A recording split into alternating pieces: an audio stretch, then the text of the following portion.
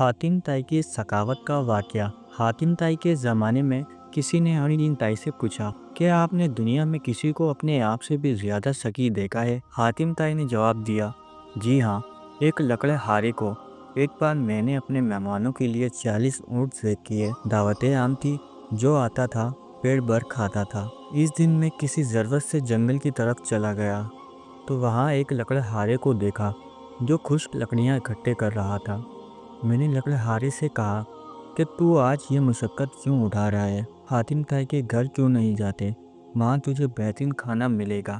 لکڑہارے نے میری یہ بات سنی، بے پرواہی سے مجھے جواب دیا کہ جو شخص اپنی محنت سے پائی خوراک حاصل کر سکتا ہے وہ حاتم طائی کا احسان کیوں اٹھائے جو اپنی محنت سے کما سکتا ہے اور جو نان جوئے اس کو حاتم کی سخاوت سے سروکار نہیں۔ حضرت سعدی رحمۃ اللہ علیہ نے اس حکایت میں محنت اور خودداری کی عظمت ظاہر کیا ہے۔ حاتم طائی جو ہر دل عزیزی اور کار خیر میں بڑا درجہ رکھتا تھا۔